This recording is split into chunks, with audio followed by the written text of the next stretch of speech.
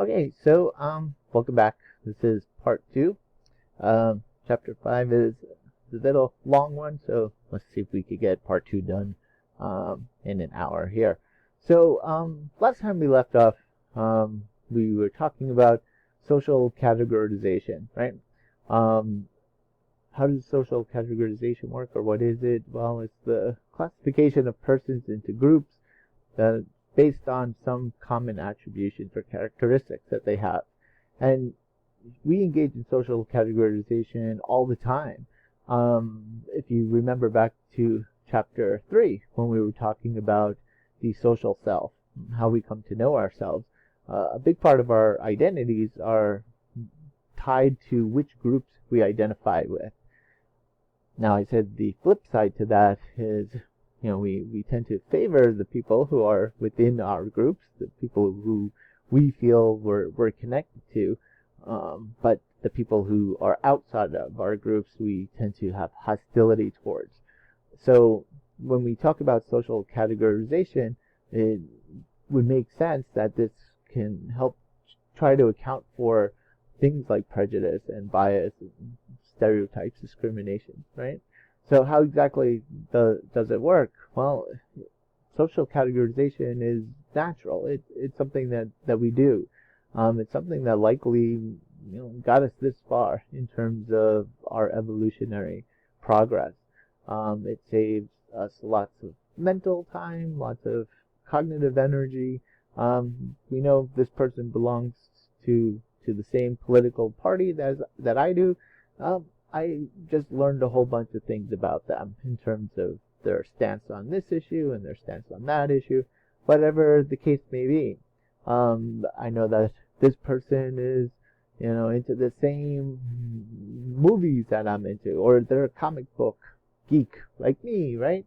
So I know they must like this and must really not like that, so on and so forth. Humans do this all the time. At some point, it was probably necessary for us to do this to survive. Know, who's part of our group, who can we turn to when we need help, so to speak. What happens with social categorization is that we tend to overestimate the similarities that we have with other people in our group, number one, but we also tend to overestimate the differences that exist between me and us and the people who are not in our groups, in our in-groups. And this is a phenomenon known as the outgroup homogeneity effect, or the, well, they're all the same type of effect, right? Why? Well, because we tend to really only associate with people who are in our in-groups. That's why they're in our in-groups, right? Then the people who are in our out-groups, we really don't know much about them, and we don't really feel any connection towards them.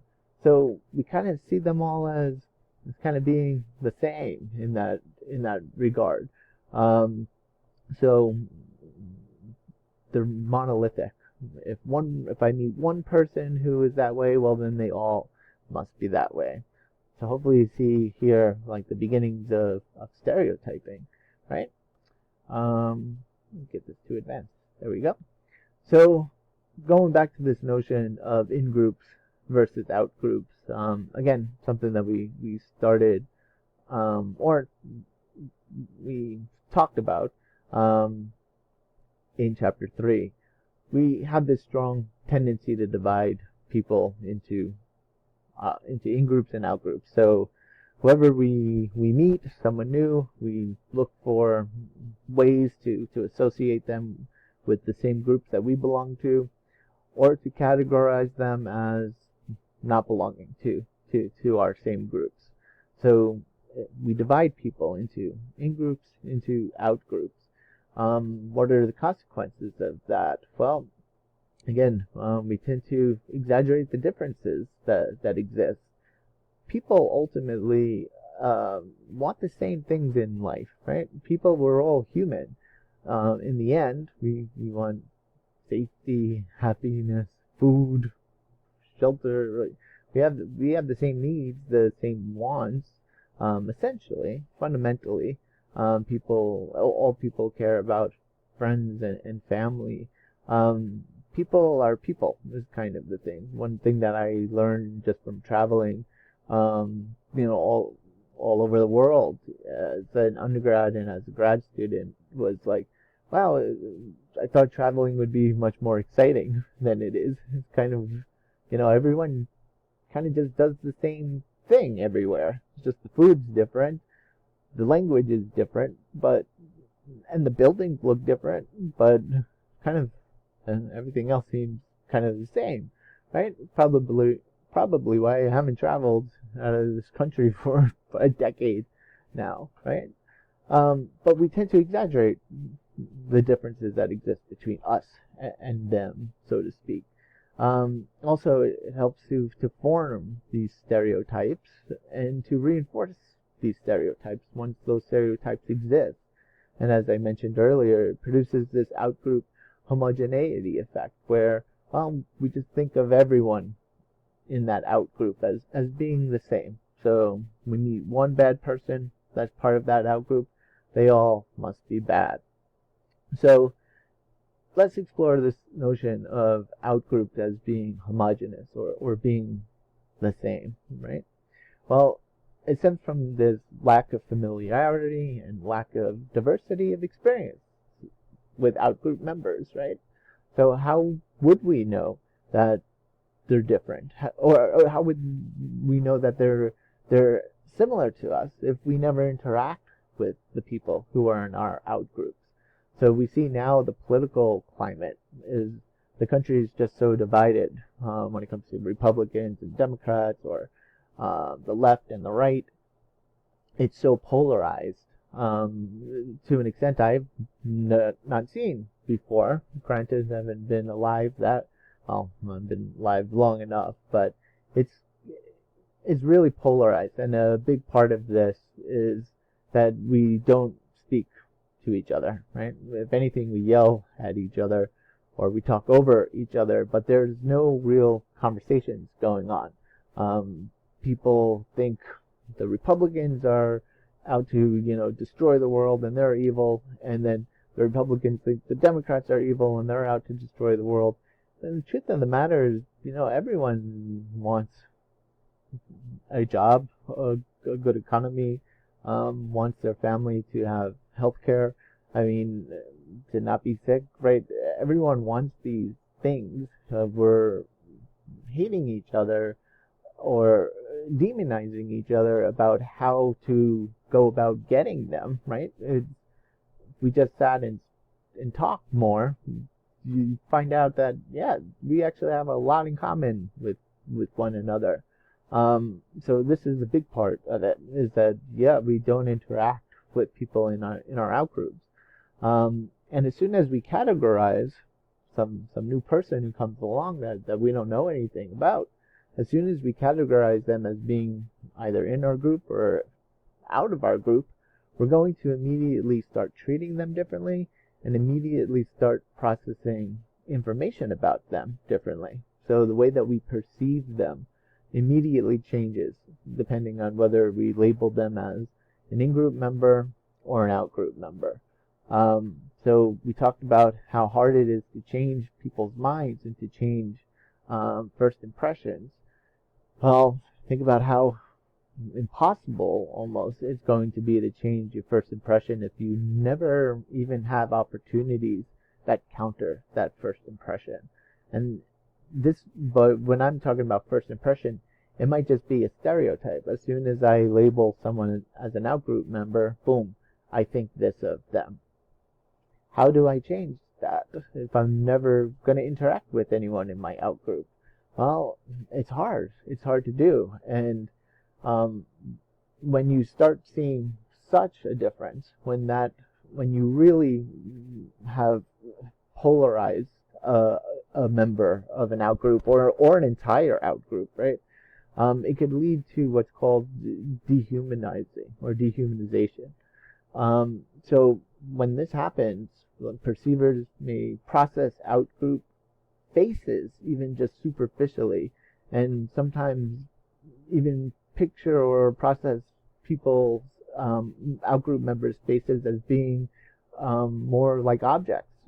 Actually start seeing, literally seeing people as somehow less human, or less human-like. When we talk about dehumanization, when you're no longer, when this group is no longer human to you, horrible things can really start happening. Dehumanization is pretty much a precursor to genocide. To Holocausts, right? So dehumanization has played a devastating role in many atrocities that occur throughout history. It's much easier to enslave or slaughter a group of people who you don't consider people, right? So you get into some really dangerous territory when you really make that divide between in-group and out-group so extreme.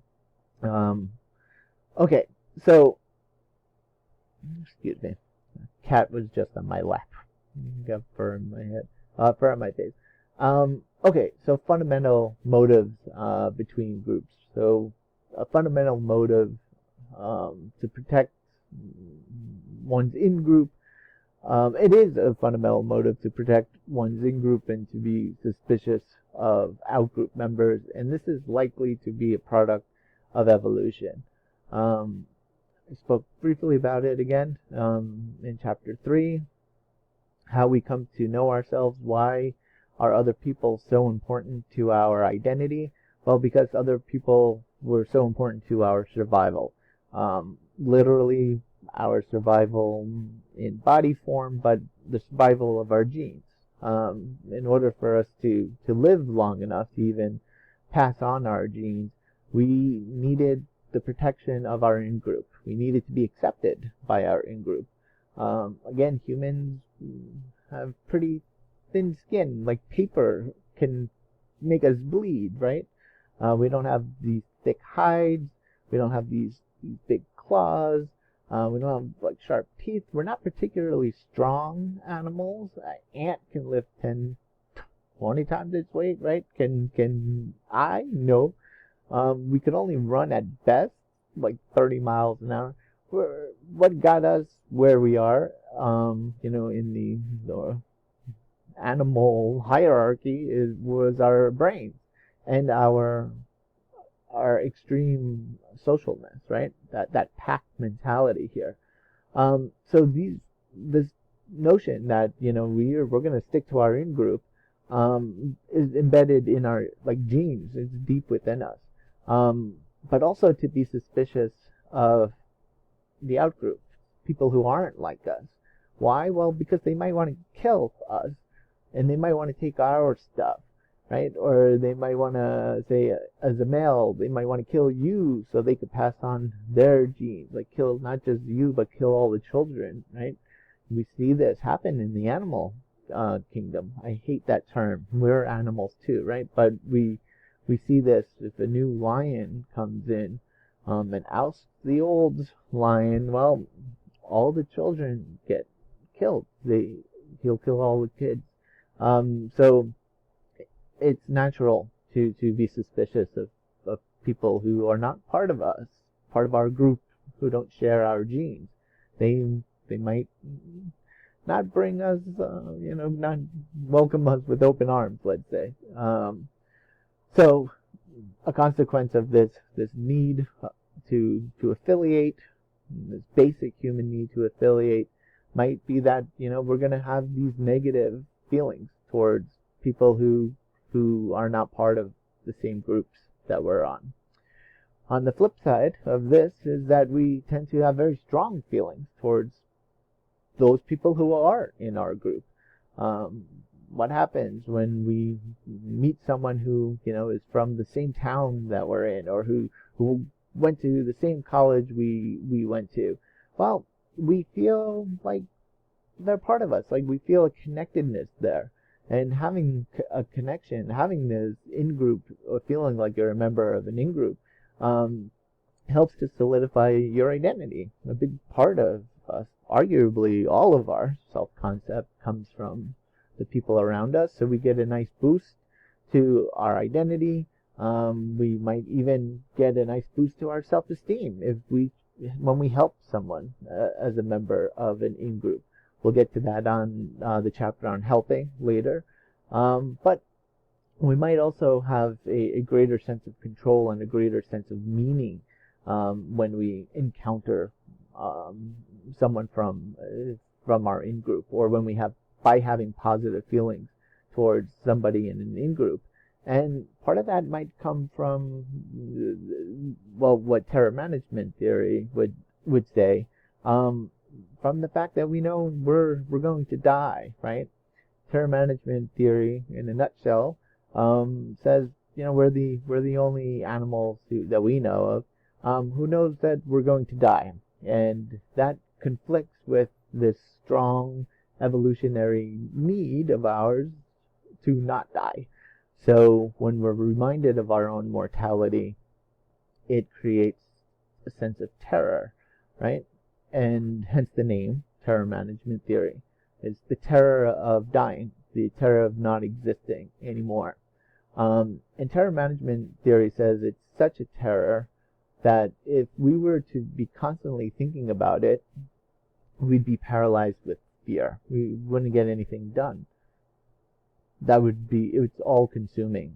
So what do we do to not think of it all the time? Well, we distract ourselves, right? We give our life meaning, and that could be through religion, or through spirituality, or through stories, and through art, through purpose, your purpose in life, whatever it might be. Terror management theory says we basically need something to believe in to make this all worth it. And terror management theories, the authors point out, it's no shock that pretty much every religion has some form of an afterlife. That every religion has, even spirituality, right?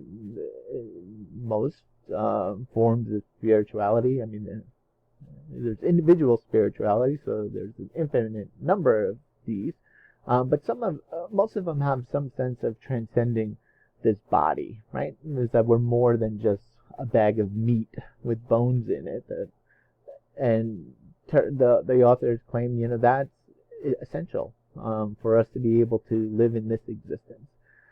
How does this all tie into your in-groups? Well, you need other people to believe this stuff too, right? If you're the only one who believes it, then you're crazy, right? If other people believe it, and not just other people, but the more other people believe it, then the more real it is to you. Is the bigger of a relief it might serve. And this is what being part of an in-group is about, according to terror management theory. It offers us meaning. It offers us comfort. These are people who believe what I believe. It validates my purpose. It validates my existence, right? Why I'm here. So it could be pretty powerful stuff. And if you're interested in that existentialism, definitely check out terror management theory and some of the research done on it. We see that when people are made, quote unquote, death salient, when you're made aware of your own mortality, we actually cling to our in-groups much more, right? We cling to our beliefs much more. We cling to material items much more, including money, right? All of these things that keep us grounded in this world. And our in-groups absolutely do that. Okay, so intergroup dominance and status. So there's this notion called the social dominance orientation. And this refers to the desire to see one's in-group as dominant over other groups.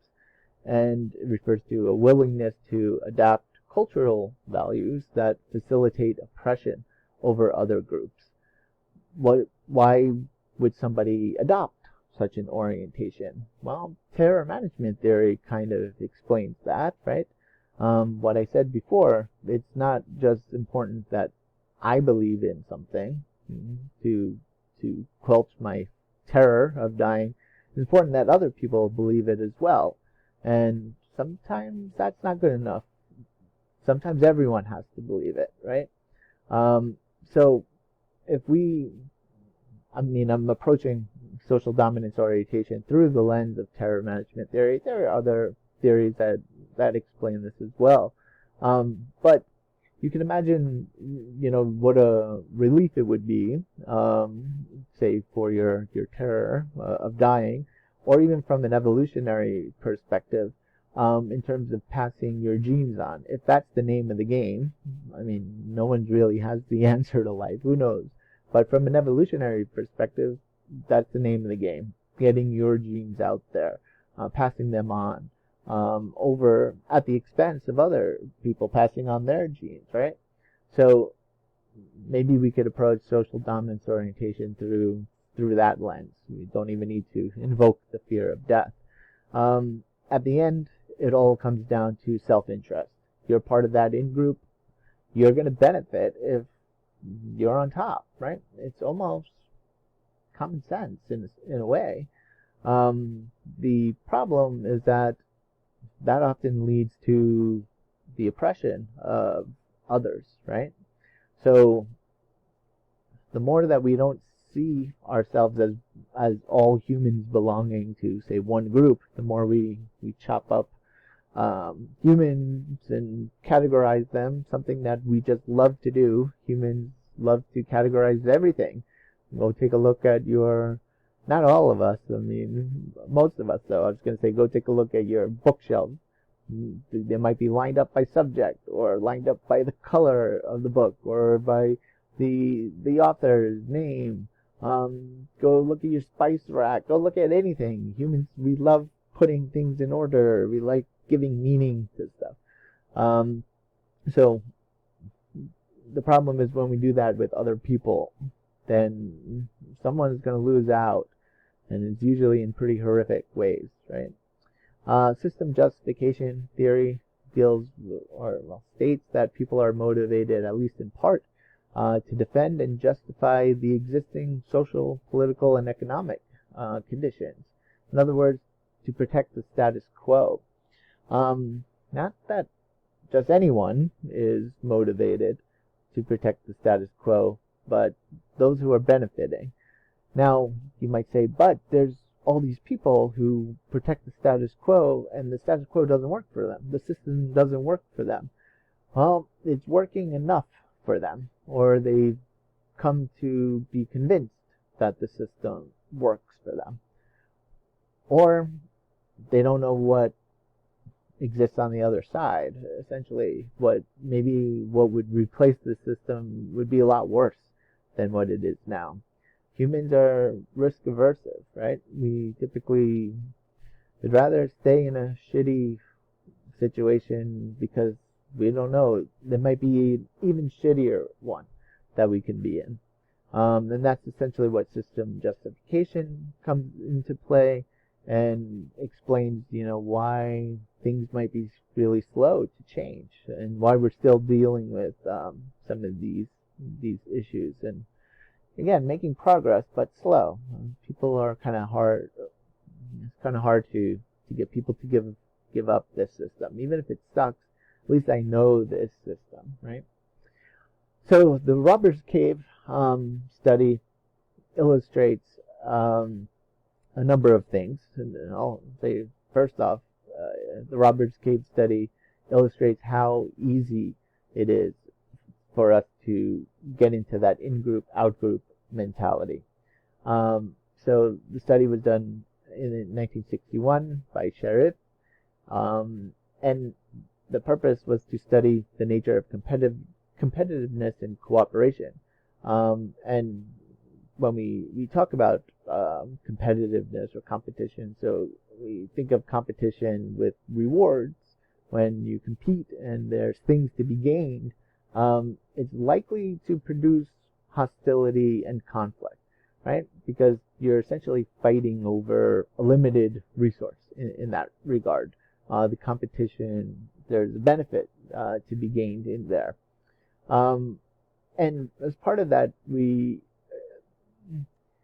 so this is what the study was looking at, competition. Let me just, before I continue on, I'll tell you a little bit about the Robbers Cave study. So essentially, this was a park, campground called Robbers Cave, and the researchers brought up two groups of kids. They're 13, 14-year-old boys.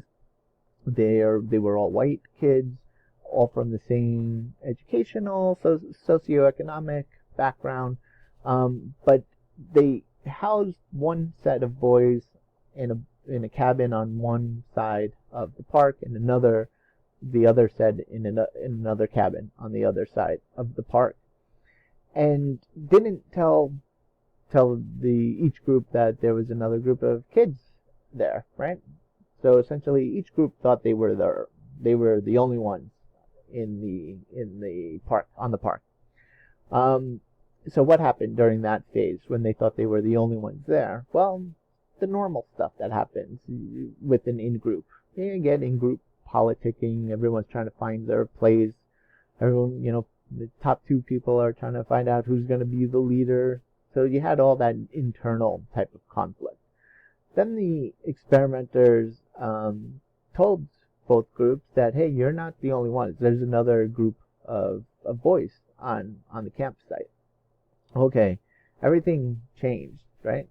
They stopped with that in-group type of fighting. Everyone kind of fell in line. And what happened? They became really suspicious to the point of like paranoia, that they would take turns, not sleeping, like someone was always on guard. In case these boys, what happens if they come over here and try to beat us up? Or what if they come try to steal our stuff, right? That's how easy it was for them to create an in-group, out-group mentality, and for them to get a cohesive in-group and to hate the out-group. Okay, so that was, the turning point in the study. And the researchers said, okay, so how do we undo this? Like, how do we get them to start cooperating? Well, let's have them play some basketball with each other. That was a nightmare. The two groups came and all they did was fight. That's it. Had to break them up. All right, well, let's, have them, instead of eating dinner by themselves, we'll have them eat together as a group. No, they stuck to their groups in the cafeteria, and there was constant yelling names back and forth, throwing food at each other. It was all a mess. So ultimately what happened to get the boys, these two groups, to cooperate is that the researcher created an opportunity for superordinate goals, right? What is superordinate goals? Mutual goals. Something that they would have to cooperate in order to get this thing that they needed. And what was it that they needed? Water. The experimenters cut off the water to the cabin, right? So it was a park ground, it was well, had a pump, and the researchers tampered with it. Enough that it wasn't so obvious how to fix, but not enough that they couldn't figure it out, how to fix it. So there was no water going to the camps. So, the groups, both of them had to go there and figure out how to fix this thing, because they both needed the water, right? And that is what got them to cooperate and to, not beat the crap out of each other. And the researchers set up a couple of these types of situations that illustrated, the way to get this type of cooperation between, members of outgroups, is that they have to be mutually beneficial. The outcomes of this cooperation has to be mutually beneficial. Competition, not mutually beneficial. There's one reward, one person or one group is going to get it, and the other one's not. With these subordinate goals, though, these are things that are mutually beneficial. So this is an important lesson, right? That if we can apply this to say, improving relations between other outgroups. You know, it's going to have to be mutually beneficial to both groups. So realistic conflict theory offers an explanation for some of the bias that exists in the world. So far we've been talking about how in-group, out-group mentality, social categorization, these types of more theoretical or I don't know what word I'm looking for.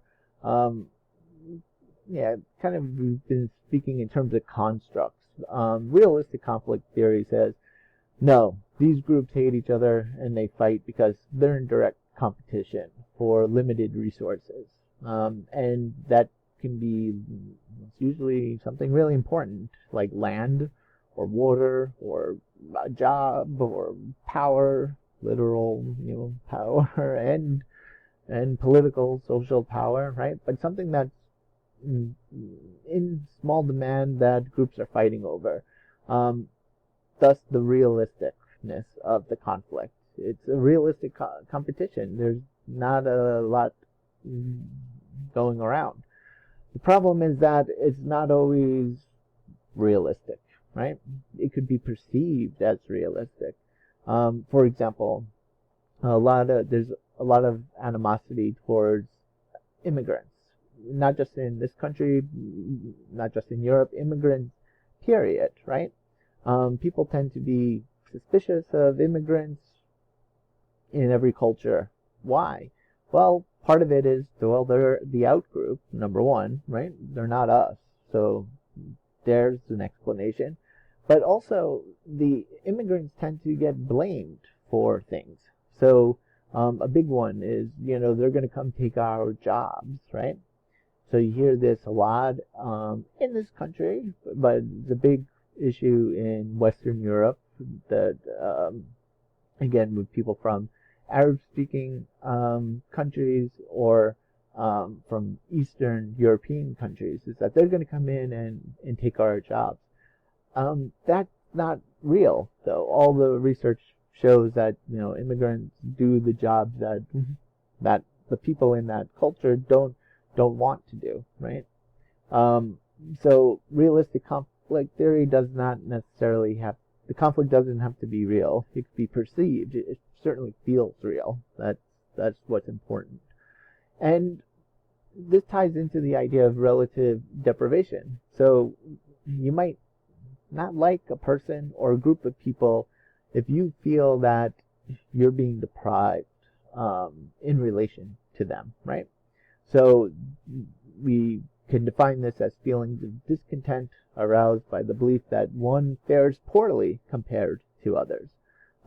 This is one reason why people who work in a department store might not like the cashiers because the cashiers, maybe they get 2 15-minute breaks, and the people who work in the stock room only get 1 15-minute break. So, fuck those cashiers. They have it better than we do. They think they're better than us. There's no reason for them to hate the cashiers or think of them as they're all getting paid crap. If you've worked in retail, I mean, I worked in retail. I think everyone should work in retail. Make you a lot nicer person. Because it's not a fun place to be, and you deal with some really difficult people there. But the people in the stockroom feel deprived relative to the cashiers, right? And that whole saying of divide and conquer, maybe it was set up this way. Maybe it was set up for the stock people to feel resentful of the cashiers and not resentful of the boss or the manager for these shitty working conditions, right? But relative deprivation is about that. Exactly kind of what the name suggests. You feel deprived relative to others. Okay, so social identity theory. Each of us will try to enhance our self-esteem. right? All of us want to feel good about ourselves. And by striving to enhance our self-esteem, there's essentially two components here. There's a personal identity that comes into play, enhance my self-esteem by changing how I think of myself and enhancing how I identify. But there's also various social identities that are based on the groups in which we belong to. So self-esteem is not always or not completely about you. It is, but it's not, right? It's about you, but you are made up of your group identities and your experiences with people in these groups. So you can enhance your self-esteem by focusing on you, or you can enhance your self-esteem by focusing on those social identities that you have, by having stronger connections to the people who belong in your in-groups.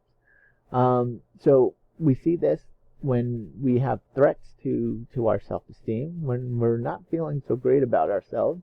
We actually see that we tend to show more in-group favoritism. So an easy way to boost your self-esteem, feel better about yourself, is to show more favoritism towards people who belong to your in-groups. That last bullet point is exactly what I was just going to say. So expressions of this in-group favoritism enhance self-esteem. It makes us feel better to help out people who belong to the same groups. So we have this, according to the social identity theory, we have this need for self-esteem.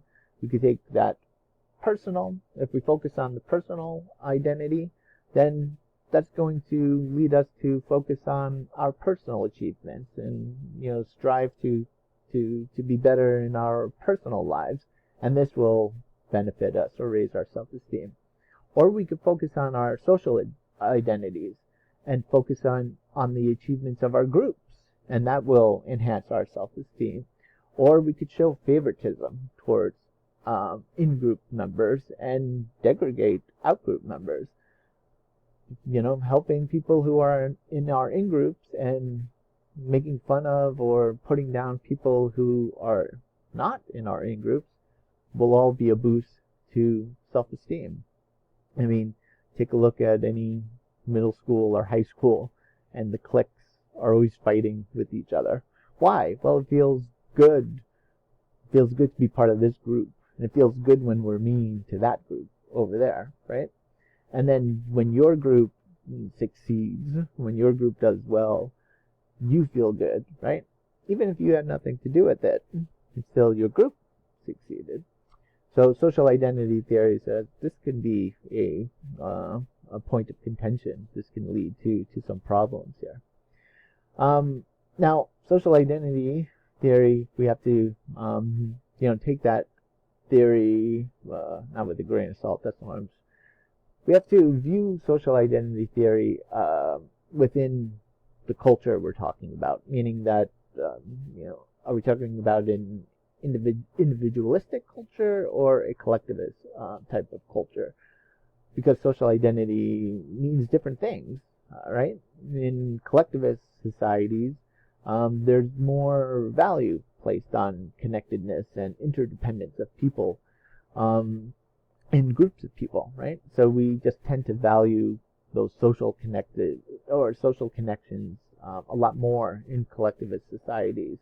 Also, ties between personal identity and social identity are much stronger in collectivist societies. So that chart I just showed you where it says personal identity up here, group identity down there, in collectivist societies there'd be a lot more overlap. Those wouldn't be two separate boxes up there.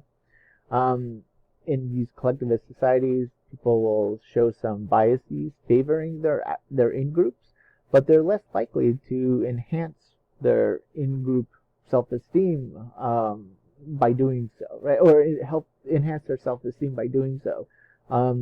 You're more likely to show favoritism towards your in-group because you're part of that in-group, right? Like your identity is meshed into it, so you're not really feeling any benefit from it. It's just what you do. It's kind of like helping yourself in that regard.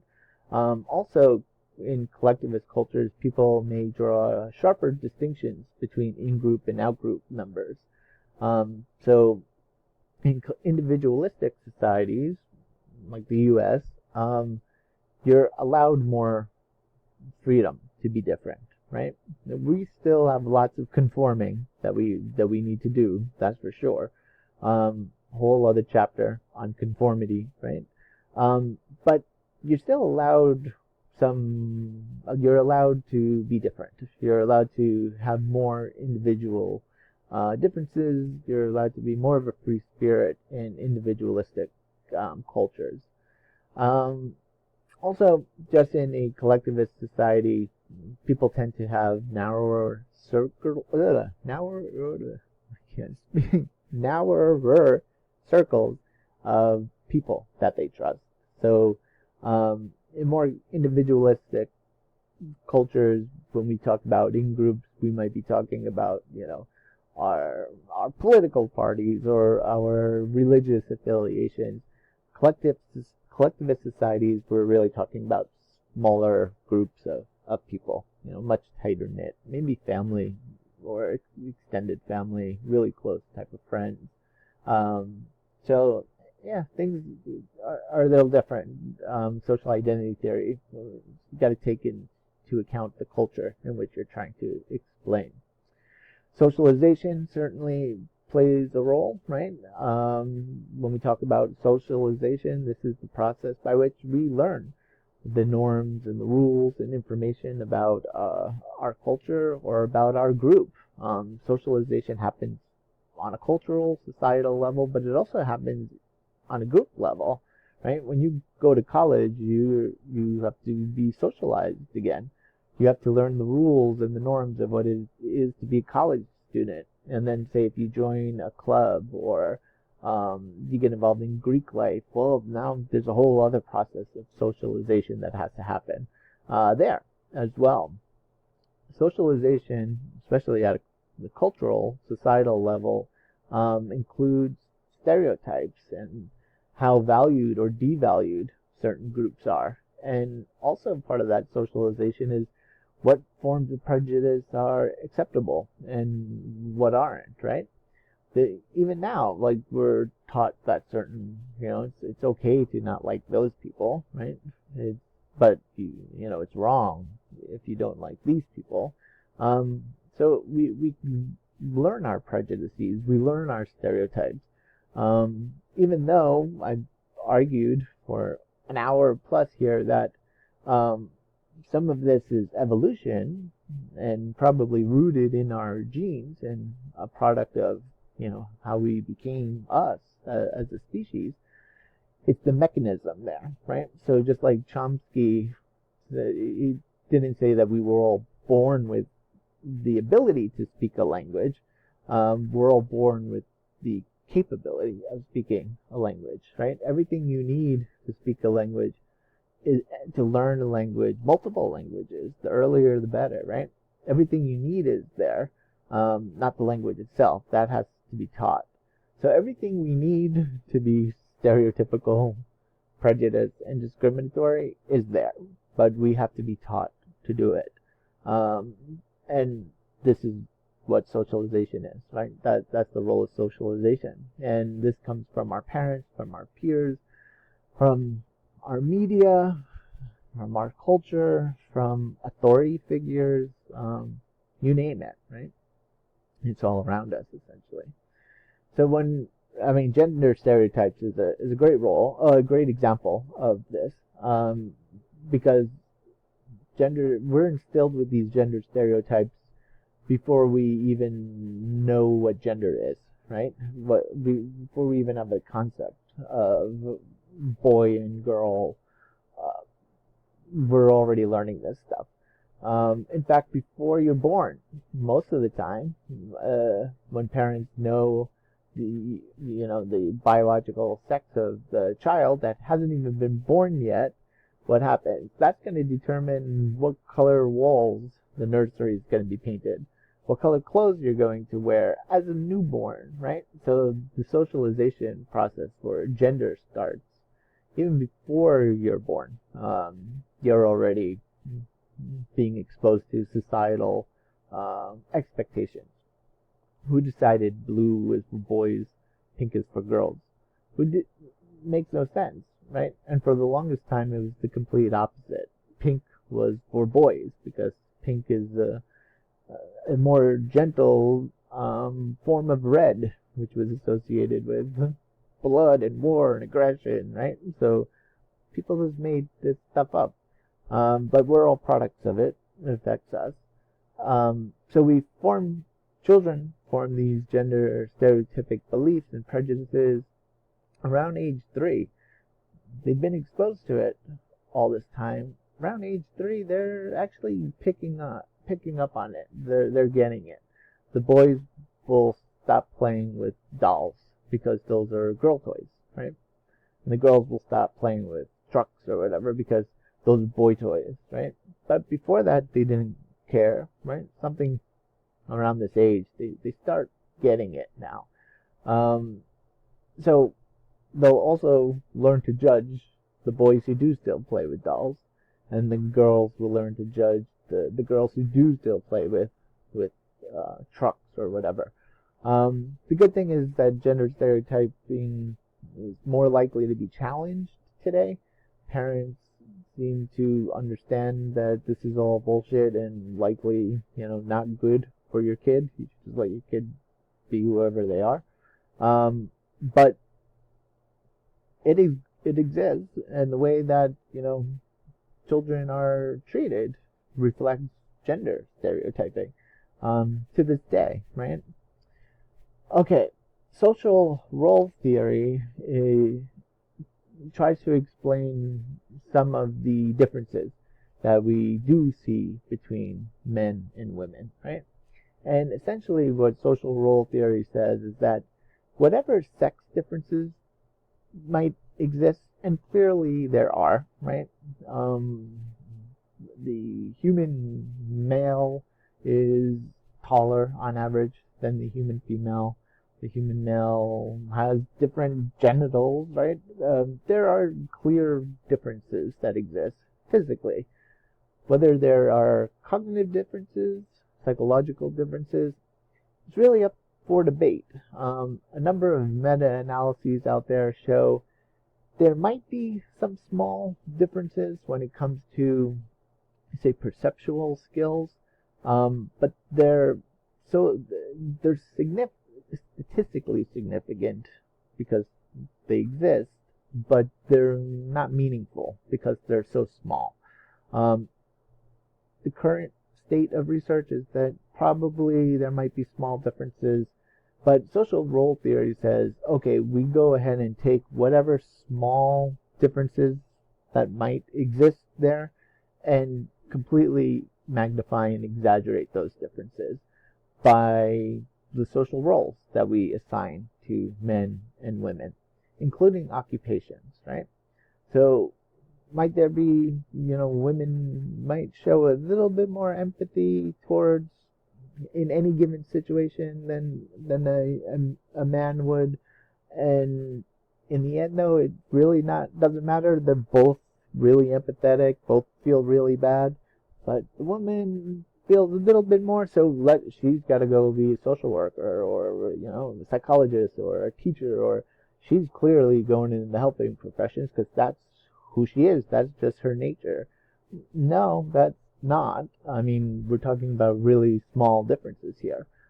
Social role theory says, well, you take those really small differences, if they even do exist, but let's say they do, and you just made them into much bigger differences by putting the woman in a helping profession and putting the man in a science profession or whatever. So now we're going to see, different skill sets emerge and maybe affect the way people's values develop, whatever the case may be. This is what social role theory is saying. So the development of social roles essentially comes from a division of labor between the sexes that emerge from clearly biological differences, but maybe even some social or psychological differences as well. and that people will behave in ways that fit these roles. So men will tend to have more physical, social, and economic power because those are the roles that we were placed in, right? Placed in based on at best not really meaningful differences here that exist between the sexes, the biological sexes, not even gender at that point.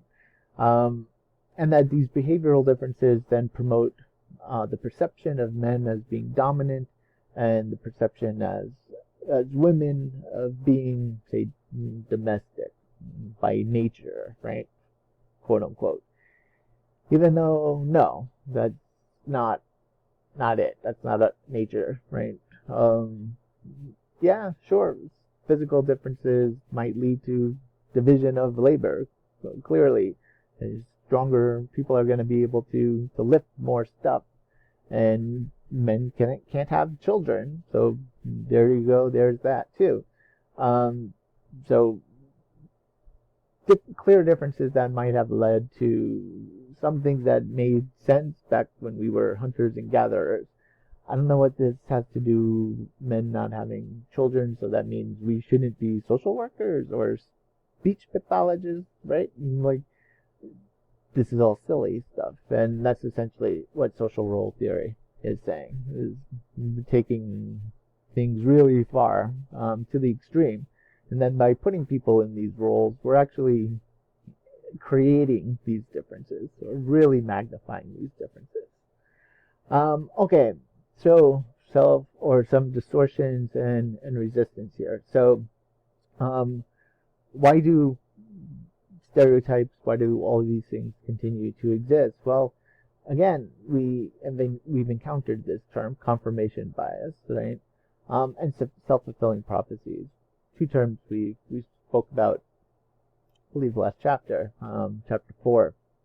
So confirmation bias is our tendency to interpret, seek, create information that seems to conform with our expectations. In other words, we see what we want to see, right? So if I have a stereotype about a particular person and they're acting in a stereotypical way, well, I'm going to be paying attention to that because I'm expecting that of them. It confirms what I already thought. When they don't, what happens when they don't act in stereotypical ways? Well, we'll come back to that. I'm likely not even to notice it, right? That's what confirmation bias is going to say. I'm not even going to notice when they don't act in stereotypical ways. But say I do notice it, well, I'll explain it away too. I said we'll come back to it. So essentially it comes down to, well, they're an exception to the rule, right? Or they're one of the good ones. The rest of them are like that, though. The rest of them are like what I think. They're just one of the good ones. We find a way to make an exemption for this person. We don't actually change the way we think, though. When it comes to self-fulfilling prophecies, this tries to explain why people might behave in stereotypical ways. And if we start off, say, a person starts off with a belief about a member of another group. They have this belief and they have a particular way that they think this person is going to behave, right? So again, going back to this idea of just our math example with, say, men and women or girls and boys, and that teacher thinks that this girl student in their class she's a girl. She sucks at math. There's no way she's going to succeed in this class, so they don't call on her. They, don't have her come up and do problems in front of the board. They basically kind of ignore her. Then she bombs the test. And then he, or they, not just male teachers do this, then that teacher picks up that exam and says, see, I knew all along. And she doesn't know how to do math. Girls can't do math, right? No, but you just created a self-fulfilling prophecy. You set up all the conditions for that child to meet to confirm your stereotype, right? So this can be applied to pretty much any time we see a situation where people are, say, confirming or acting in stereotypical ways. Um, yeah, well, the conditions were kind of set up for them to do that, right? Set up for them to fail in that regard, in that instance there. Okay, just gonna try to speed it up a little bit here. When it comes to stereotypes, um, we don't have a whole lot of control over them at first. Um, Arguably ever, but we'll talk more about that or revisit that when we talk about implicit attribution, um, implicit attitudes in the next chapter. But stereotype activation is an automatic process, is what I'm trying to get at here.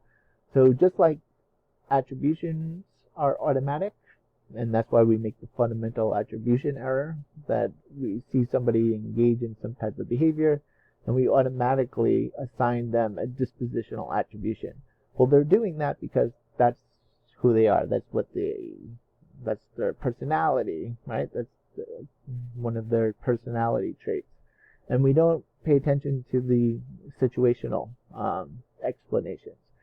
Well, that same automatic process exists with stereotypes as well.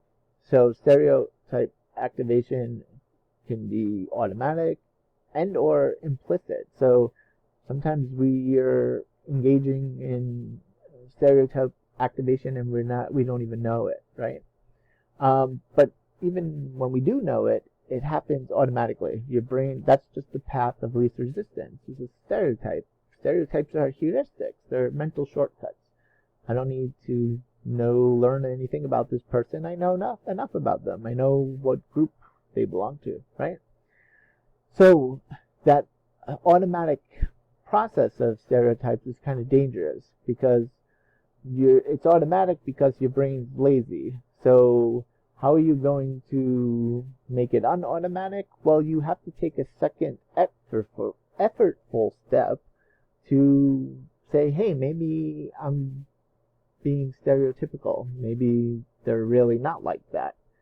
But what caused the problem in the first place is that your brain's lazy. So how likely are you to go take that second step, right? Your brain most of the time is going to be just fine relying on the stereotype.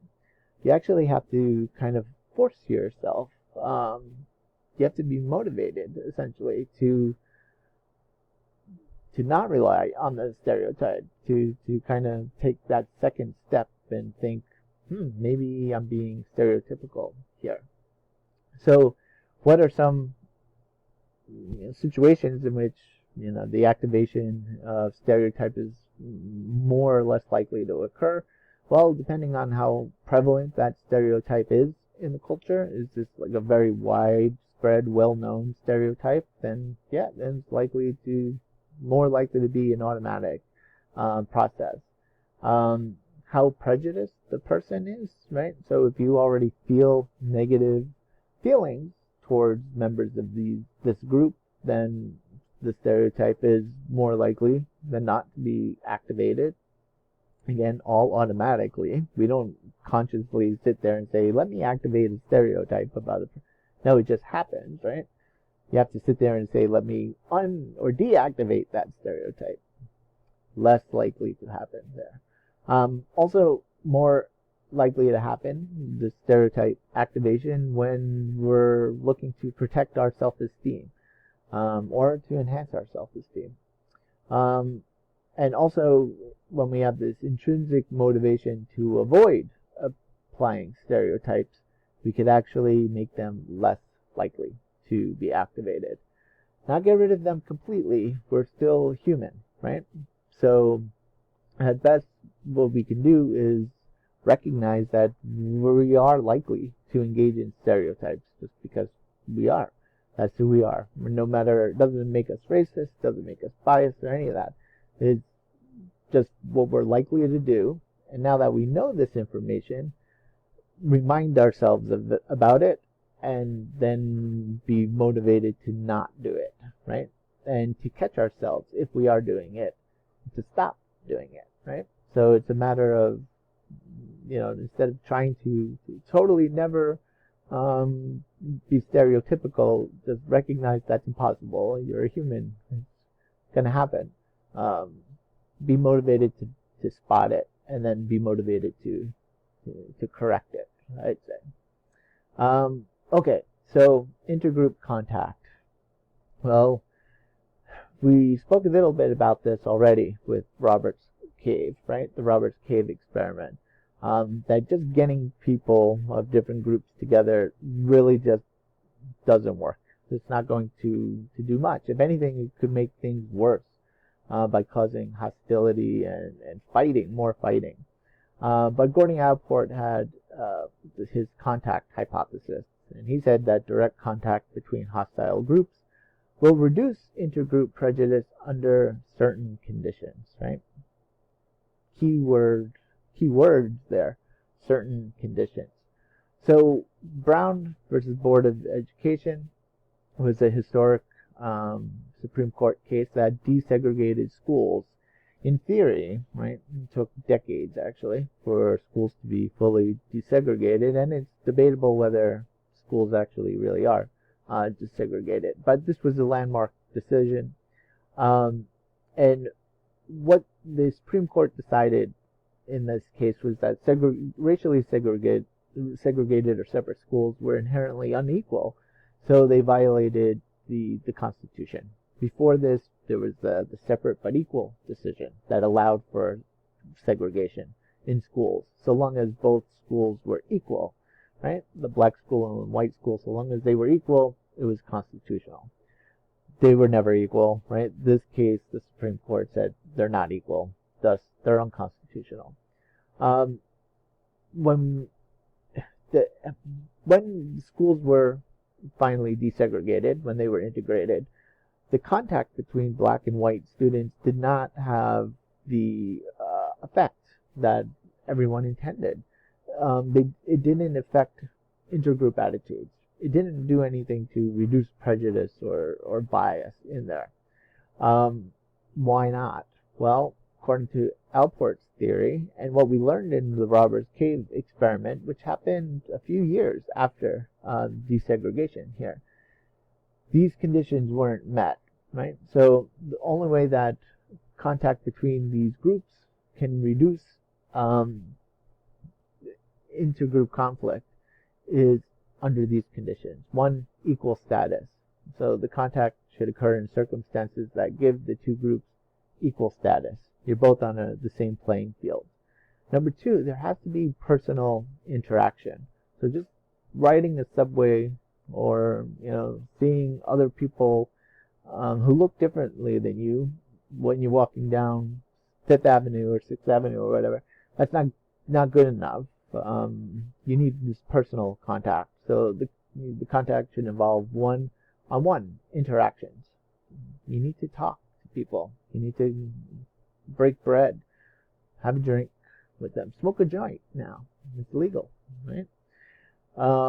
Cooperative activities. So the members of the group should join together in an effort for these mutual goals. So the interaction here should be mutually beneficial. So one person should not be benefiting at the expense of the other. Both people should be benefiting from this interaction. And four, social norms. So the social norms that are defined in part by people in authority, the relevant authority figures, should favor intergroup contact. So in these segregated schools, we had George Wallace, right, the governor of Alabama out there standing in front of schools to make sure that they weren't integrated. So we did not have people in authority, people in the right places to kind of set these social norms that needed to take place. Okay. There have been a couple of meta-analyses. So meta-analyses are studies of studies, essentially, that have found that there's reliable support for benefits of intergroup contact by reducing prejudice by the following ways. Number one, enhancing knowledge about the outgroup, so learning about other groups, right? So you might question, why do I have to take a history class on, this culture? I'm not part of that culture. This is one of the reasons why, right? Is getting interested in learning about other groups is a way to reliably reduce prejudice. Reducing anxiety about intergroup contact. People of different groups, different outgroups, avoid each other for the reasons we spoke about earlier. Maybe you don't want to appear biased, and maybe the other person doesn't want to deal with your bias, or they're afraid of being stereotyped. Whatever the case may be, people on both sides of that equation tend to avoid this type of contact. So we need to kind of reduce the anxiety about it, and it's okay if we don't get it right the first time. It can't be an impediment for keeping us from interacting. And of course, increasing empathy and perspective taking. So just being able to understand, other people in general, but other people who don't belong to your same in-group, who haven't had the same experiences you've had. So that's where that perspective taking comes into play. Can you put yourself in their shoes and understand, where they might be coming from? So this is all most effective when at least one of the 4 conditions that we just saw are met, right? So all hope is not lost. We can do this. We can break down these barriers. They're just difficult to do, right? We need to really be motivated to do it, and the people who are in positions to kind of foster these relationships need to set those situations up, need to establish those norms to allow these things to happen, allow these opportunities to happen, right? So when we talk about friendships among intergroup friendships, friendships across groups is one of the best ways to experience many of these optimal contact conditions. You have equal status, right? So between the groups, each one is suspicious of the other. So you're both on equal status there. When you have friendships between these groups, you have meaningful one-on-one interactions that hopefully are going to extend across time and settings. And friendships, by their nature, typically involve shared goals and shared beliefs. So intergroup friendships, start being friends with people who think differently than you do. That's a good way of starting.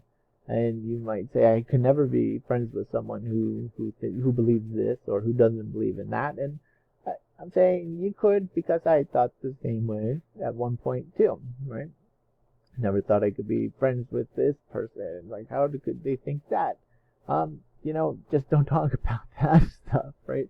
You can, and these don't have to be close, great friends or anything, but again, getting a dialogue going, you learn that you actually have more in common than not. And we see that friendships are associated with more positive attitudes and behavior towards outgroup members. Not even just the outgroup that friend belongs to. You start having those same or those benefits of that intergroup friendship actually extends to how you feel and how you think about people in other outgroups as well. It's all about kind of just opening your mind, so to speak. Now, the Jigsaw classroom is a cooperative learning technique that's used mostly K through 12. It's developed to help reduce racial prejudice through interaction, setting up, using all those conditions that we just talked about, taking everything that Alport's contact hypothesis said, what these meta-analyses found, and using it in the classroom. And it works. It actually works, right? So we know that it's possible. Again, it's a matter of motivation and knowing our limitations and correcting them when we can, correcting course when we get off course. So keep that in mind. Let me just see, because I don't want this lecture. I don't want you listening to me for too much here.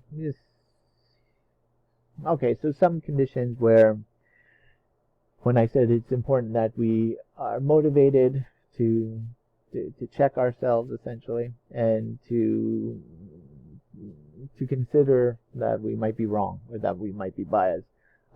There's some factors, situational and otherwise, that might make this harder to do, right? Exerting this self-control. So attempting to suppress stereotyping or control our prejudice takes a lot of mental effort. Again, by our nature, our brains brains are designed to be efficient, not accurate.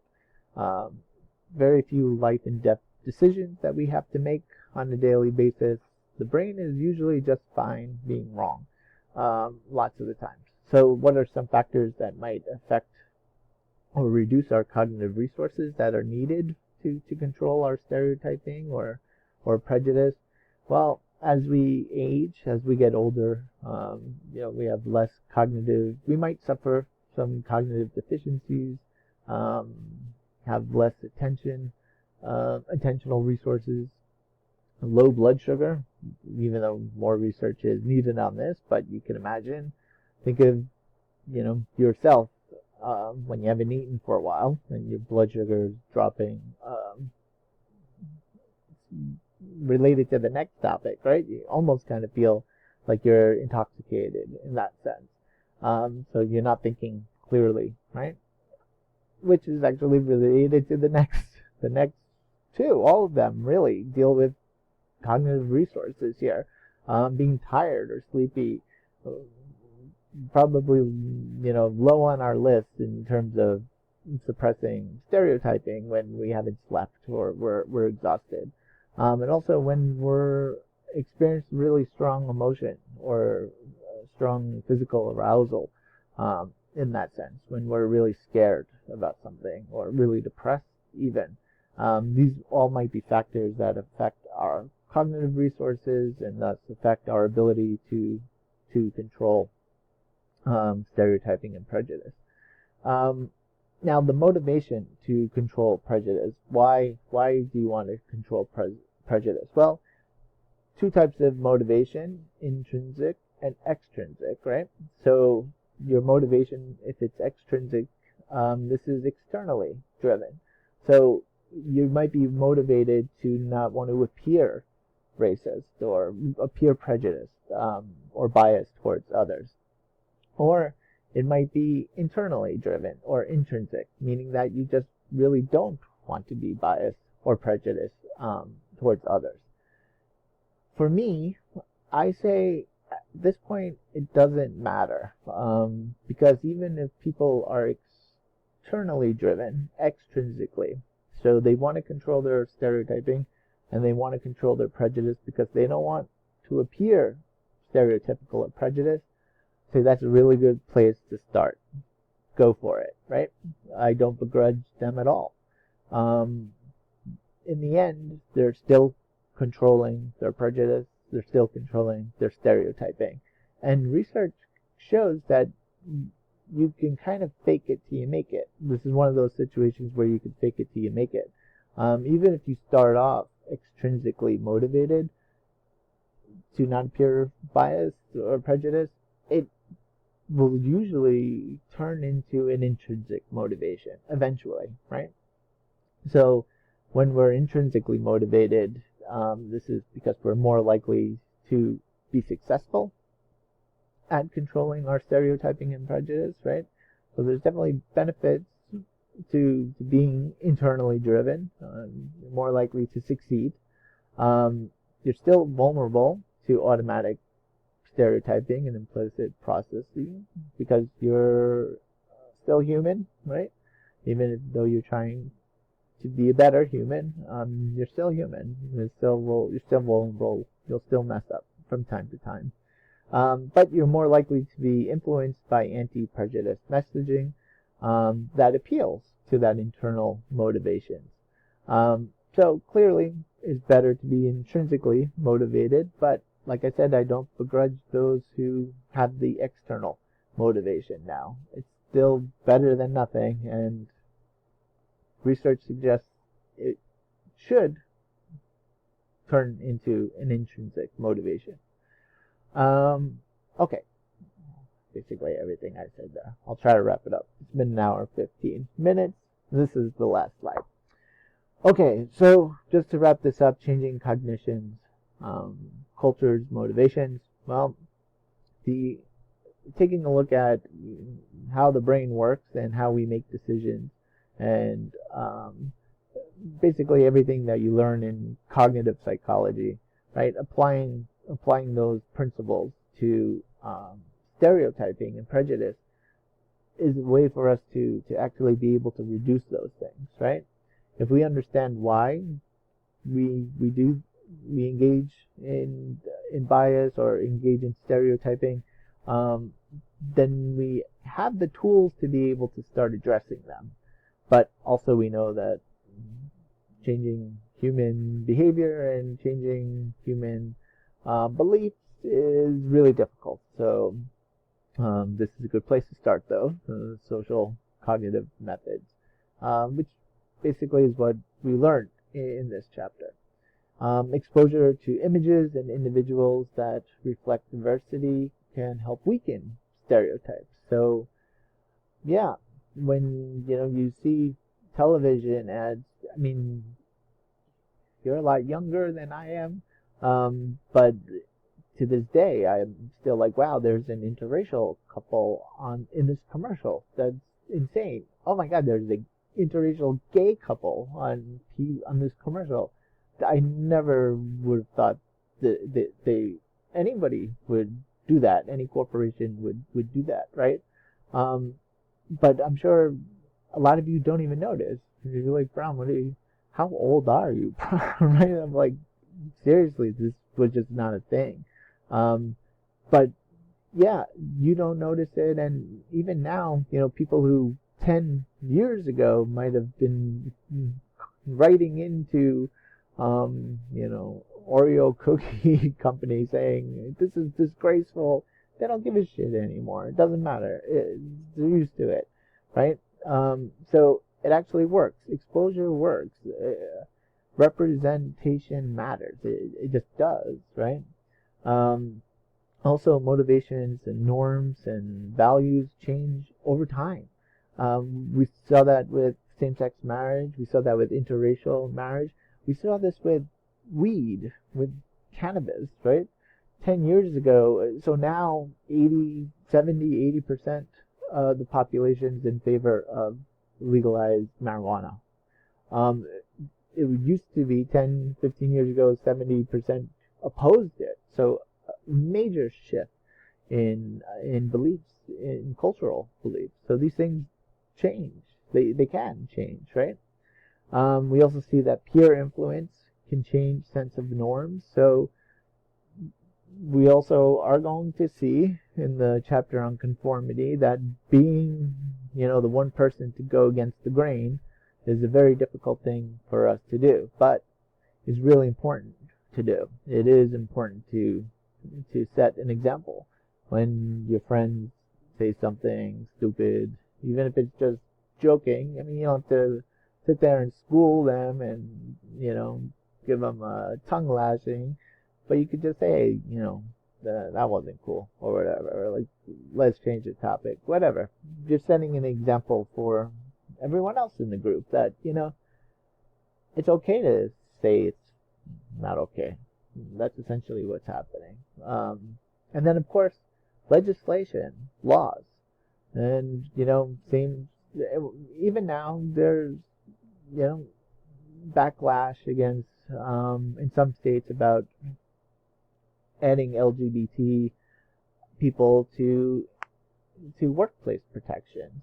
In New York State, they're they're protected under the law, but not in a lot of states. And one of the arguments, people will make who are opposed to adding these laws or extending the definition of hate crime to LGBT victims is that, well, you can't legislate hearts and minds. No one's legislating hearts and minds. No, you cannot write a law telling people they can't be stereotypical or they can't dislike a group. What you can do is write a law saying you can't treat people differently. You can't discriminate, right? Not even personally. No laws are saying, oh, you have to be friends with someone, or if you give a quarter to a white person on the street, you have to give a quarter to a black. No, these laws are protecting people at the institutional level, employment, housing, education. Absolutely, though, you can write those laws, and those laws work, right? So there's all of that. I just spoke for a long time about difficult stuff. Not easy to talk about this stuff, right? Important to just talk about it. I hope you learned something and I didn't ramble too much. I couldn't get words out of my mouth today. Kept tripping over my own tongue. But I'll see you all for the next chapter. Okay? Until then, take care. Be well. Okay.